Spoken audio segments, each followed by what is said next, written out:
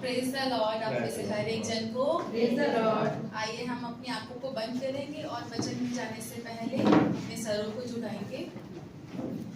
धन्यवाद करते पिता परमेश्वर आज इस सुंदर दिन के लिए। धन्यवाद करते पिता परमेश्वर तेरे हर एक वचन के लिए।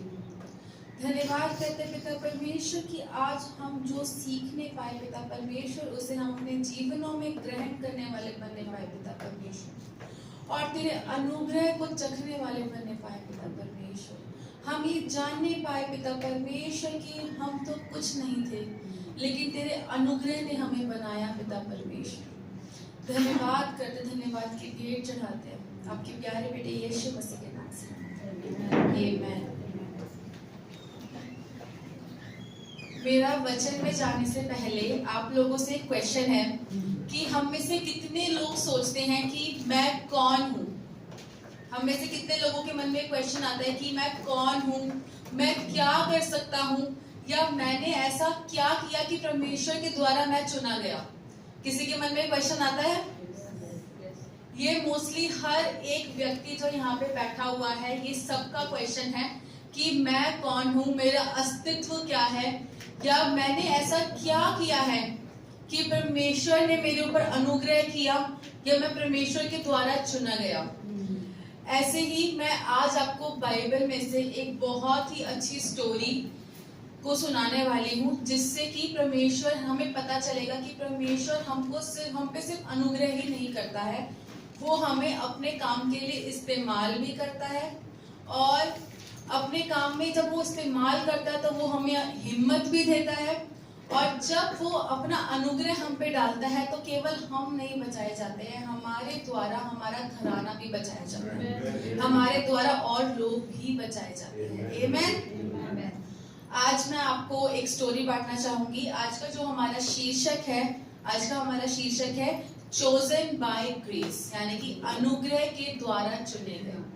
क्या हम सब लोग मानते हैं कि हम लोग अनुग्रह के द्वारा चुने गए हैं? हम सब ये लोग बात मानते हैं, क्योंकि हम लोग तो कुछ भी नहीं थे, लेकिन जब परमेश्वर का अनुग्रह हमारे ऊपर आया तब जाके हमें वो आशीष आई जो परमेश्वर के द्वारा हमें दी गई थी। आमीन। हमारा फर्स्ट जो पॉइंट है वो है God chooses by grace not by qualification. परमेश्वर हमें योग्यता से चुनता है, अनुग्रह से। परमेश्वर हमें योग्यता से नहीं अनुग्रह से चुनता है। इसका मतलब है कि हम कितने भी कैसे भी हो जाए, हमारी योग्यताएं कितनी भी ज्यादा हो जाए, लेकिन परमेश्वर हमें ये नहीं देखता है कि ये कितना अच्छा है या ये कितना बुरा है या इसने कितने अच्छे काम किए हैं, इसकी क्वालिफिकेशन तो भाई बहुत ही ज्यादा है, इसको मैं चुनूंगा। नहीं, परमेश्वर जब आप पे अपना अनुग्रह करता है तब वो आपको चुनता है, और आप सब लोग परमेश्वर के अनुग्रह के द्वारा ही चुने गए हो। आमीन। अब मैं आपको बुक ऑफ एस्थर, हमारी जो किताब है बाइबल की, उसको हम सब लोग खोल लेंगे और मैं उसमें से आपको एस्थर की कहानी बताऊंगी।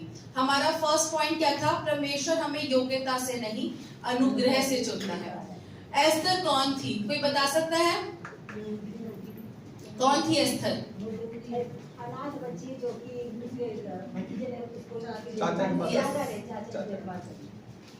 एस्थर थी एक अनाथ लड़की जिसका कोई एक शाही बैकग्राउंड नहीं था, वो कोई शाही घराने से नहीं आती थी, वो बिल्कुल नॉर्मल हम जैसी एक लड़की थी, और वो भी कैसी थी? अनाथ लड़की थी, जो कि उसके चाचा, उसका नाम था मोर्दकाई, उसके द्वारा क्या गया था? उसको पाला पोषण किया गया था उसका। वो एक यहूदी लड़की थी, ठीक है। तो उस टाइम पे क्या होता है कि जो राजा होता है ना, जो फारस का जो राजा होता है, वो एक दावत करता है जिसमें वो सबकी दावत करता है। तो वो अपनी बीवी, जो उसकी वाइफ होती है, रानी होती है, उसका नाम होता है वश्ती, उसको वो बुलाता है ताकि सब लोग उसकी सुंदरता को देखें।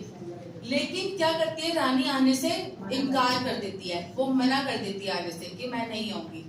तो राजा को क्या होता है कि अगर ये चीज, इसको सजा नहीं मिली इस चीज की, तो लोगों को क्या लगेगा कि आने वाली जो और भी औरतें हैं वो भी अपने पतियों की बातों को नहीं मानेगी। इसलिए राजा क्या करते हैं? उसको सजा देते हैं और उसको रानी पद से हटा देते हैं, ठीक है। फिर उसके बाद क्या होता है, उस जगह पे बहुत सी कुंवारी लड़कियों को लाया जाता है। राजा का नाम होता है अहश्वेरोश। राजा का नाम होता है अहश्वेरोश, जिसके लिए बहुत सारी कुंवारी लड़कियों को लाया जाता है। और फिर उनमें से राजा को कौन पसंद आती है? एस्थर पसंद आती है। और वो कैसे घर की लड़की होती है? बिल्कुल ही एक नॉर्मल घर की लड़की, जहाँ पे बहुत बेसिक घर जैसे हम लोगों का घर है, पर वो वहां से कहाँ पहुंचती है? राजा के महल में। और फिर वो राजा के महल में से वो अकेली लड़की नहीं पहुंचती, वहां पर कई लड़कियां बुलाई जाती है, लेकिन राजा की नजर किस पे पड़ती है? एस्थर पे पड़ती है, जिसमें हमारा जो वचन है एस्थर चैप्टर 2 वर्स 17 कहता है, कोई पढ़ देगा? Esther chapter 2 verse 17। राजा ने एस्थर को और सब स्त्रियों से अधिक प्यार किया और अन्य सब कुंवारियों से अधिक उसके अनुग्रह और कृपा की दृष्टि उसी पर हुई। इस कारण उसने उसके सिर पर राजमुकुट रखा और वष्टी के स्थान पर पटरानी बनाया। आमेन। तो उसमें क्या हुआ कि उसने कई लड़कियों में से किसको चुना था? एस्थर को चुना था, और उसको क्या बनाया? अपनी पटरानी बनाया वष्टी के बिहाफ पर। ठीक है। फिर अब आप ये देखो कि वो जो एक अनुग्रह था, क्या उसने ऐसा कुछ किया था कि वो रानी बन सकती थी? नहीं। लेकिन उसके ऊपर क्या था? परमेश्वर का अनुग्रह था। जैसे ही परमेश्वर का अनुग्रह उस पे आया, वो एक आम लड़की से क्या बन गई? एक रानी बन गई। वैसे ही क्या होता है हमारे जीवनों में? क्या होता है? हमारा जीवन कैसा है? एकदम आम जीवन है, लेकिन जैसे ही परमेश्वर हमारे जीवनों में आता है, हमारा जीवन साधारण नहीं रहता है। हमारा जो जीवन है वो अनोखा जीवन बन जाता है, वो असाधारण जीवन बन जाता है। जैसे कि हमारा वर्स जो हमारा वचन है वो कहता है 2 कुरिन्थियंस 12:9, मेरा अनुग्रह तेरे लिए बहुत है क्योंकि मेरी सामर्थ निर्बलता में पूरी होती है। आमेन। परमेश्वर का जो आप पे अनुग्रह है आपके लिए बहुत है। उसके अनुग्रह के अलावा आपको किसी और चीज की जरूरत नहीं है, क्योंकि जब उसका अनुग्रह आपके ऊपर आता है तो आप जो हम अपने आप को सोचते हैं कि मैं कौन हूँ, मैं कहाँ हूँ, मैं परमेश्वर ने मुझे क्यों चुना है, मैंने ऐसा क्या किया है, उस सब के जवाब परमेश्वर आपको दे देता है, क्योंकि उसके द्वारा आप लोग चुने गए हो, उसका अनुग्रह आप पे किया गया है। आमेन। अब हमारा जो सेकंड पॉइंट है, फर्स्ट पॉइंट हमारा क्या था? कोई बताएगा? परमेश्वर हमें किससे चुनता है? अनुग्रह से चुनता है, हमारी योग्यता से नहीं। सेकंड हमारा पॉइंट है God chooses you for a purpose. परमेश्वर आपको उद्देश्य के लिए चुनता है। परमेश्वर ने ये नहीं देखा कि अरे ये तो बहुत ही स्मार्ट लग रही है, इसको मैं चुन लेती हूँ, ये तो मुझे बहुत ही अच्छी लग रही है, इसकी क्वालिफिकेशन बहुत हाई है, चलो इसको अपने काम के लिए चुन लेती हूँ। नहीं, परमेश्वर उसको खड़ा करता है जिसको लोग सोचते हैं कि ये कुछ नहीं कर सकता था, और वही कहीं ना कहीं परमेश्वर का आपके ऊपर अनुग्रह होता है। अब एक सवाल आता है कि गॉड हमें क्यों चुनता है? सिर्फ गॉड हमें अच्छा महसूस कराने के लिए ही नहीं, अपने उद्देश्य के लिए चुनता है। अभी हमने क्या देखा? एस्थर क्या बनी? पटरानी बनी। ठीक है। अब उसका उद्देश्य क्या था वहां पे कि उसको पटरानी बनाया गया? उस समय में क्या हुआ था कि अचानक से उसको रानी बनाया गया, और वो एक छोटी सी जगह से उठ के एक महल की रानी बन गई। सही समय पे सही जगह पे परमेश्वर उसको वहां पे लेकर गया। किस लिए लेकर गया? ताकि वो अपना उद्देश्य पूरा कर सके। ठीक है। फिर उसके बाद क्या होता है, कहानी अब आगे ऐसे बढ़ती है कि जो राजा के महल में एक आदमी होता है, उसका नाम होता है हामान, जो कि बहुत ही ज्यादा पावरफुल व्यक्ति होता है वहां का, और वो चाहता है कि सब लोग उसको क्या करें? सब लोग उसकी प्रेस करें, सब लोग उसको वाहवाही करें, सब लोग उसको सलाम करें, सब लोग उसकी इज्जत करें। ठीक है। लेकिन जो एस्थर का चाचा होता है मोर्देकाई, वो क्या करता है? उसको सलाम नहीं करता है। फिर वो सब सलाम नहीं करता ना, तो वो सिर्फ मोर्देकाई से बदला लेने का नहीं सोचता। वो क्या सोचता है? पूरे यहूदियों को मैं क्या कर दूंगा? नाश कर दूंगा, पूरे यहूदियों को मैं खत्म कर दूंगा। ठीक है। फिर उसके बाद क्या होता है, वो जो हामाद होता है वो राजा के पास जाता है, और वो राजा से क्या बोलता है? झूठ बोलता है। राजा को भड़का देता है कि कुछ एक मंडली है जो राजा को क्या करती है?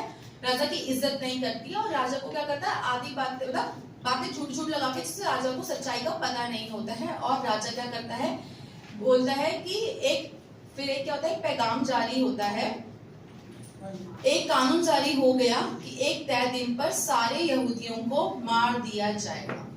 फिर क्या होता है, एक पैगाम जारी हो जाता है जब राजा को भड़काया जाता है कि एक तय दिन पर क्या होगा, सारे यहूदियों को मार दिया जाएगा। अब हम इसमें पढ़ेंगे Esther chapter 3 verse 13। Esther chapter 3 verse 13। क्या जवान, क्या बूढ़ा, क्या स्त्री, क्या बालक, सब यहूदी मार डाले जाए और उनका सत्यानाश किया जाए, उनकी धन संपत्ति लूट ली जाए। अब क्या हुआ, वहां पर एक तरीके से क्राइसिस आ गया। क्या हुआ, एक तरीके से क्राइसिस आ गया। एक तरीके से वहां पर पूरा देश में क्या हो गया, डर का माहौल बन गया। सब लोग वहां पर डरने लगे। अब सब लोगों को ये चीज लगने लगी कि अब तो भाई हमारी मौत निकट है, क्योंकि अब क्या हुआ, राजा ने अपना पैगाम भेज दिया है। फिर अब यहाँ पर याद आता है एस्तर का पर्पस। अब वहां पर एस्तर क्यों भेजी गई, वो वहां पर इसलिए भेजी गई। अब यहाँ पर आता है एस्तर का उद्देश्य। उसका उद्देश्य क्या था, उन यहूदियों को बचाना। इसलिए एस्तर सही समय पर परमेश्वर के द्वारा कहाँ भेजी गई थी, महल के अंदर। यही मूवमेंट था जहां एस्तर का पर्पस सामने आया। एस्तर राजा की रानी थी, लेकिन उस समय रूल इतना स्ट्रिक्ट था कि अगर रानी भी बिना बुलाए राजा के पास जाती है ना, तो उसको भी सजा मिल सकती थी।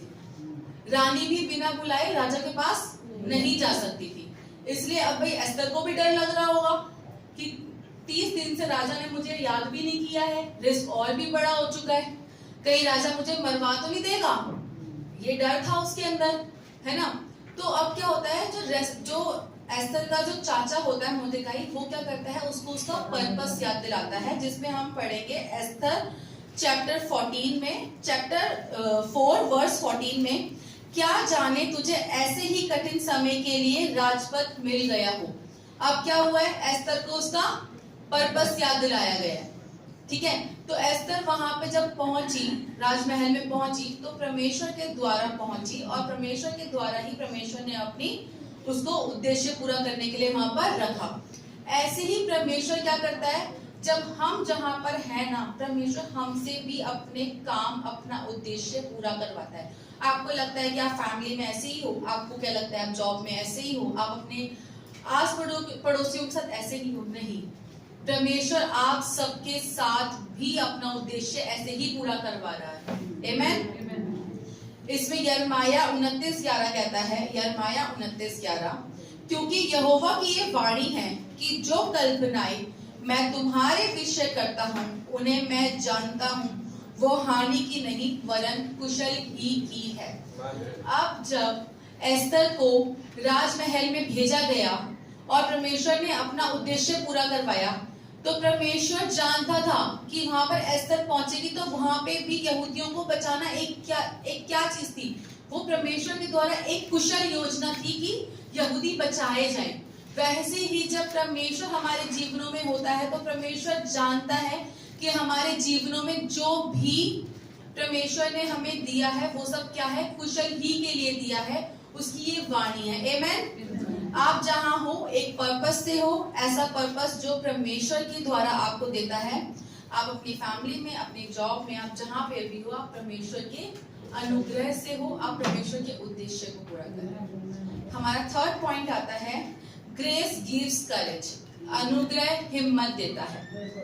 अब इसमें क्या होता है, जो एस्तर है अब वो डर चुकी है, क्योंकि उसको ऐसा लग रहा है कि मैं ही ना मारी जाऊं, कि मैं परमेश्वर के पास जा रही हूँ, मैं राजा के पास जा रही हूँ, तो कहीं राजा मुझे मार ना दे या मुझे मरवा ना दे। 30 दिन से राजा ने मुझे बुलाया भी नहीं है। अब एस्तर के अंदर ये वाला डर है। एस्तर डर रही थी जब पर्पस सामने आया। एस्तर के साथ क्या हुआ, वो जानती थी कि उसके लोगों की जान को खतरा है, और उसे पता था कि उसे राजा के पास जाना चाहिए। एस्तर को ये चीज पता थी कि उसकी लोगों की जान को खतरा है। अगर वो राजा के पास जाके बात नहीं करती है तो क्या होता, सारा यहूदी समाज मर जाता उस टाइम पे, है ना। लेकिन उसने क्या किया, उसने हिम्मत जुटाई।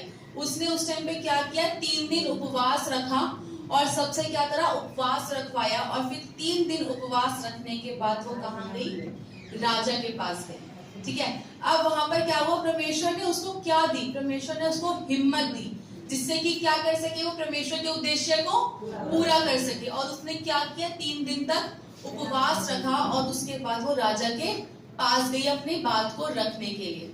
और उसके बाद फिर क्या हुआ, चमत्कार हुआ। उस टाइम पे क्या होता था, जब राजा, अगर कोई राजा के पास जाता है तो अगर राजा अपना सोने का राजदंड उसको दिखाता है, इट मींस राजा ने उसको एक्सेप्ट कर लिया है।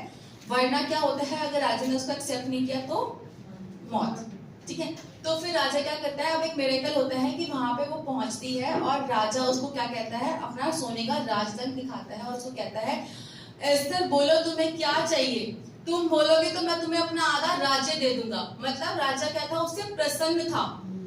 तो उसमें जो हिम्मत थी वो किसने दी थी उसको वहां तक जाने के लिए, परमेश्वर ने दी थी। और वो जो एक मिरेकल था वो भी किसके द्वारा हुआ था राजा के जीवन में, परमेश्वर के द्वारा, जिससे कि क्या हुआ, राजा ने उसको एक्सेप्ट किया। फिर उसके बाद जो है, जब राजा ने एस्तर को देखा तब उसने सोने का राजदंड आगे बढ़ाया और एस्तर को एक्सेप्ट किया और एस्तर से बोला तुझे क्या चाहिए। फिर उसके बाद क्या हुआ, अब हम यहाँ पर देखें, अब हम इसको अगर अपनी लाइफ से कनेक्ट करें तो जहां हमारी हिम्मत खत्म होती है, जहां हमें लगता है कि हम लोग टूट चुके हैं, या जहां हमें लगता है कि परमेश्वर बस अब डर लग रहा है, अब हमारे साथ क्या होगा, तो वहां क्या होता है, परमेश्वर हमसे कहता है डर मत, तेरा यहोवा तेरे साथ है। परमेश्वर उस समय हमें हर परीक्षाओं से निकाल लेता है।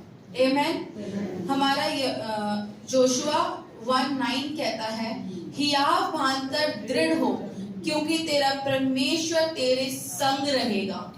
तो जब भी आपको डर लग रहा हो या जब भी आपको लग रहा हो कि परमेश्वर तेरे उद्देश्य को करने के लिए मैं डर रही हूँ या परमेश्वर मेरे में वो हिम्मत नहीं आ पा रही है, तो आप इन वचनों को पढ़े, क्योंकि परमेश्वर ने आपको वचन दिए हैं कि तेरा परमेश्वर तेरे साथ है। हियाव बांध, दृढ़ हो जा क्योंकि तेरा परमेश्वर तेरे साथ है। डर सबको लगता है, लेकिन हिम्मत वही है जब हम डर के बावजूद भी परमेश्वर पर क्या करते हैं, विश्वास करते हैं, परमेश्वर पे क्या करते हैं, भरोसा रखते हैं। अब जो एस्तर थी, क्या हुआ था उसके साथ, डर गई थी, सहम गई थी, कहीं मर ना जाए कि राजा उसको मरवा ना दे, लेकिन उसने क्या किया, 3 दिन क्या किया, उपवास रखा। परमेश्वर से उस 3 दिनों में उसने क्या किया होगा, परमेश्वर से हिम्मत मांगी होगी, परमेश्वर से परमेश्वर को अपना उसका उद्देश्य बताया होगा उसने कि मैं ये करने जा रही हूँ, मुझे हिम्मत दो, मुझे ताकत दो। और वैसे ही उसने क्या किया, परमेश्वर पर विश्वास रखा, क्योंकि उसको पता था कि अगर इस मुसीबत से या इस सिचुएशन से कोई निकाल सकता है तो वो केवल कौन है, सिर्फ परमेश्वर है। आमेन। अब हमारा जो लास्ट पॉइंट है वो है, your selection can save others. आपका चुने जाना दूसरों को बचा सकता है। फिर एस्तर ने क्या किया, एस्तर वहां पर गई, राजा ने क्या किया, अपना सोने का राजदंड उसको दिखाया और उसको एक्सेप्ट किया। फिर राजा ने उसको बोला कि बता एस्तर तुझे क्या चाहिए। अब एस्तर ने तुरंत अपनी प्रॉब्लम नहीं बताई। एस्तर ने क्या बोला राजा को कि राजा आप और हामान मेरे साथ भोजन पे आइए। फिर राजा क्या करे, वहां पर भोजन पे गए, पहला भोजन पे गए। वहां पे राजा ने एस्तर से बोला, बता एस्तर क्या चाहिए तुझे, तू बोले तो मैं तुझे आधा राज्य भी दे दूंगा, बोल तुझे क्या चाहिए। लेकिन एस्तर ने क्या बोला, उस टाइम पे एस्तर ने नहीं बताया। उसने क्या किया, वेट किया। उसने बोला अभी नहीं बताऊंगी मैं, आप कल फिर से भोजन पे आना, मैं आपको तब बताऊंगी कि क्या चाहिए मुझे। फिर क्या होता है, अगले दिन एस्तर फिर से राजा और हामान को डिनर पे बुलाती है, भोजन पे बुलाती है। फिर उसके बाद क्या होता है, फिर राजा बोलता है बता एस्तर तुझे क्या चाहिए। तो अब एस्तर बताती है दूसरे भोजन पे, वो हिम्मत करके और फिर वो क्या करती है, सच बोल देती है। जिसमें हम एस्तर की किताब में चैप्टर 7 वर्स 3 देखेंगे। हे राजा, यदि तू मुझ पर प्रसन्न है और राजा को यह स्वीकार हो तो मेरे निवेदन से मुझे और मेरे मांगने से मेरे लोगों को प्राण दान मिले। अब उसने क्या किया, एस्तर ने राजा को हिम्मत करके सच बता दिया और क्या किया, अपने और अपने लोगों की प्राणों को मांगा कि अगर राजा की इच्छा हो तो क्या हो, मेरे और मेरे लोग बचा लिए जाए। अब उसके बाद क्या होता है, राजा तो शॉक्ड हो जाता है कि ये किसने बोला कि ऐसा भी कुछ होने वाला है, क्योंकि राजा को क्या करता है, हामान आधा अधूरा सच बताता है और वो राजा को एक तरीके से गुमराह करता है। फिर एस्थर क्या बोलती है, राजा शॉक्ड हो जाता है और पूछता है कि किसने किया, फिर एस्थर बताती है हामान ने किया। ठीक है, अब फिर उसके बाद क्या होता है, अब राजा को इस चीज का पता चलता है और वो क्या करता है, हामान को क्या करता है, सजा देता है और जो बाकी यहूदी लोग होते हैं वो बचा लिए जाते हैं। ठीक है, जब राजा को सच्चाई का पता चला तब उसने हामान को सजा दी और यहूदियों को बचा लिया गया। जब एस्थर ने हिम्मत करके सच बोला तो सिर्फ उसकी जान नहीं बची, पूरे यहूदियों की जान बची। जब एस्थर ने हिम्मत दिखाई, जब एस्थर ने राजा को जाके सच बोला, जब उसने परमेश्वर के उद्देश्य को पूरा किया, तो क्या हुआ, सिर्फ उसकी जान नहीं बची, उसके द्वारा क्या किया, पूरा घराना बचाया गया यहूदियों का।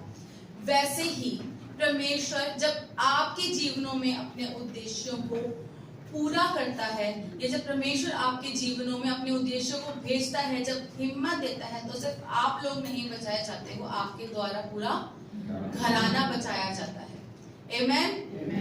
आज का वचन छोटा सा था लेकिन बहुत ही ज्यादा पावरफुल था, क्योंकि हमने इससे आज 4 चीजें सीखी। हमने क्या 4 चीजें सीखी है? पहला, परमेश्वर हमें अनुग्रह से चुनता है, हमारी क्वालिफिकेशन, हमारी योग्यता से नहीं। सेकंड पॉइंट क्या था कि परमेश्वर हमें अपने उद्देश्य के लिए चुनता है। थर्ड पॉइंट था कि परमेश्वर जब हमें अपना उद्देश्य देता है तो उसके लिए हमें हिम्मत भी देता है। और फोर्थ पॉइंट, हमारा लास्ट पॉइंट क्या था कि तो हमारे द्वारा हमारा घराना भी बचाया जाता है। आमेन। आइए हम सब अपनी आंखों को बंद करेंगे। धन्यवाद करते पिता परमेश्वर इस सुंदर दिन के लिए। धन्यवाद करते पिता परमेश्वर तेरे उस अनुग्रह के लिए। पिता परमेश्वर धन्यवाद करते पिता परमेश्वर कि तेरे उस अनुग्रह से पिता परमेश्वर आज हम अपने जीवनों में वो उद्देश्यों को पूरा करने वाले बनने पाए जो तेरे द्वारा हमें दिया गया। पिता परमेश्वर हम अपने परिवार में, हम अपने जहाँ हम काम करते हैं पिता परमेश्वर, हर जगह पे तेरा अनुग्रह हम पे रहने पाए पिता परमेश्वर, और तेरा उद्देश्य हमारे जीवनों में पूरा होने पाए पिता परमेश्वर। जैसा तू चाहता है हमें चला पिता परमेश्वर, जैसा तू चाहता है पिता परमेश्वर हम आगे बढ़े, हम तेरे अनुसार आगे बढ़ने पाए पिता परमेश्वर। हमारे द्वारा हमारा पूरा घराना बचाया जाए पिता परमेश्वर। जैसे तूने एस्थर के जीवन में कार्य किया पिता परमेश्वर, जैसे तूने उसको हिम्मत दी पिता परमेश्वर, वैसे ही हम सब भी पिता परमेश्वर उसी हिम्मत के साथ तेरे हर उस उद्देश्य को पूरा करने वाले बनने पाए पिता परमेश्वर। धन्यवाद करते, धन्यवाद की भेंट चढ़ाते हैं आपके प्यारे बेटे यीशु मसीह के नाम से मांगते हैं। आमीन।